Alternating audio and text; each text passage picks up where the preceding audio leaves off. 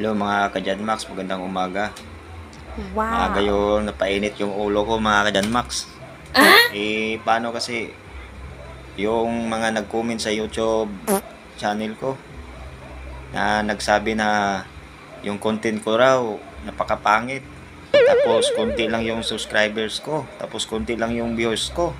Aba, alam alam niyo mga ka-Janmax, hindi naman ako nang popo sa YouTube na nagparamihan paramihan ng ng views, saka paramihan ng subscribers.